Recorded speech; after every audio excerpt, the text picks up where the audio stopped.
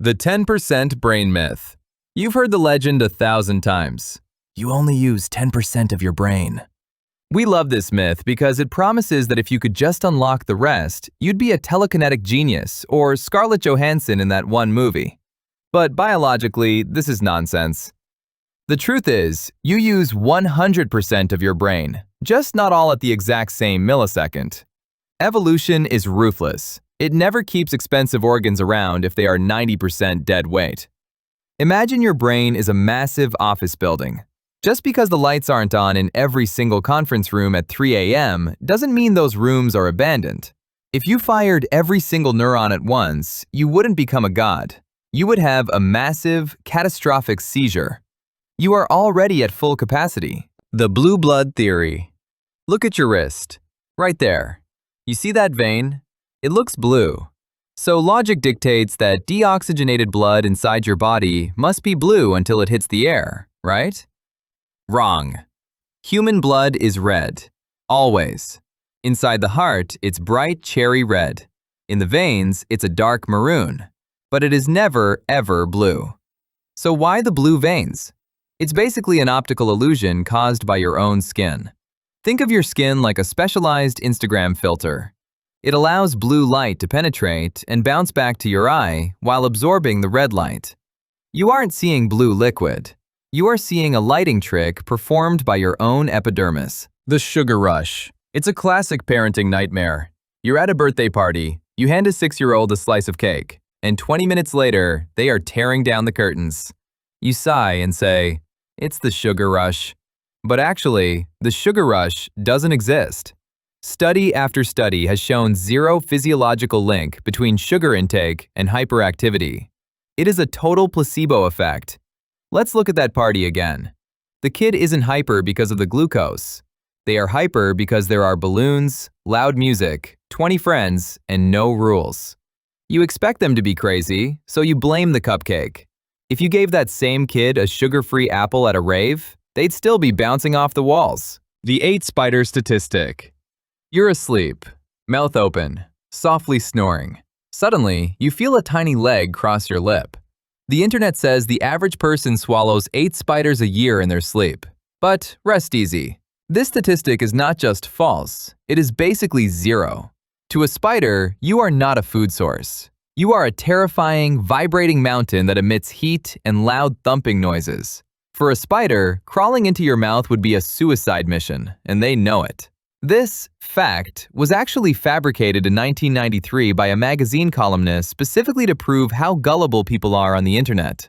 Ironically, the fact designed to prove people believe anything became the thing everyone believes. The goldfish memory. The goldfish. The global poster child for stupidity. We say they have a 3-second memory. They swim around the castle, forget they saw it, and get surprised all over again.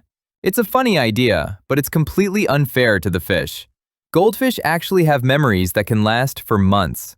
Scientists have successfully trained them to push levers for food, recognize different colors, and even remember the specific time of day they get fed. So why do they swim in circles? Imagine you are stuck in a small, empty glass box with nothing to do for your entire life. You aren't swimming in circles because you forgot where you are. You're doing it because you are bored out of your mind. The bull and the red cape. The matador steps into the ring. He waves the bright red cape, the muleta. The bull sees the color red, becomes filled with uncontrollable rage, and charges. It's a famous image, but it's biologically impossible. Bulls don't care about the color red. In fact, cattle are dichromats. They are effectively red-green colorblind. To that bull, the bright red cape just looks like a dull, yellowish gray. So why the attack? It's about the movement. The matador is aggressively whipping a cloth around. If he waved a neon green flag, a blue towel, or a pair of dirty laundry with the same aggression, the bull would charge just as hard. The red is strictly for the audience, to hide the blood. Changing seasons. Why is it hotter in the summer? You'd assume it's because the Earth is physically closer to the sun, right? It makes sense. Fire is hot. Get closer to fire, get hotter. But actually, Earth is often furthest from the sun during the northern hemisphere's summer. Distance doesn't matter, the angle does. Imagine shining a flashlight directly down at a table. The beam is concentrated and intense. That is summer. The Earth is tilted towards the sun. Now, tilt the flashlight. The light spreads out over a huge oval and gets dimmer. That is winter. It's not about how close you are to the heater. It's about whether the heater is pointed at your face or your feet. The tongue map. You remember this from grade school biology. The tongue map. Sweet is on the tip, sour is on the sides, and bitter is way in the back. It's neat, it's organized, and it is completely wrong. Your entire tongue can taste everything. There are no zones. If you put a lemon on the tip of your tongue, you don't just feel a texture, you taste the sour immediately. So why do we believe this? It's actually a translation error. In 1901, a German scientist wrote a paper showing that some parts of the tongue were slightly more sensitive than others. But when it was translated into English, slightly more sensitive got turned into the only place you can taste it. We've been teaching a typo to children for over 100 years. Shaving makes hair thicker. It's the first advice you get as a teenager. Don't shave that peach fuzz or it'll grow back thicker and darker. It sounds terrifying, but it's a total myth. Shaving has absolutely zero effect on the hair follicle underneath your skin. Your hair is dead protein. Cutting the tip of it cannot communicate with the root to say, grow faster. Here is why you think it's thicker. Unshaven hair has a natural, tapered tip. It's soft and pointy. When you shave, you slice that hair off at a blunt angle. As it grows out, you are feeling that rough, flat edge pushing through the skin. It feels coarse and prickly like stubble, so you assume it's thicker.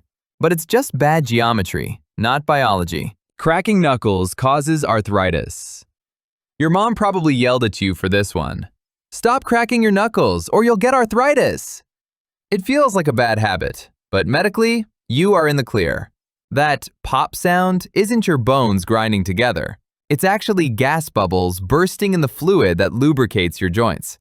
It's like popping bubble wrap, not breaking bone. There was actually a dedicated doctor named Donald Unger who wanted to settle this. He cracked the knuckles on his left hand, and only his left hand, every single day for 60 years. The result? No arthritis. No difference between the hands at all. He eventually won an Ig Nobel Prize for proving his mother wrong.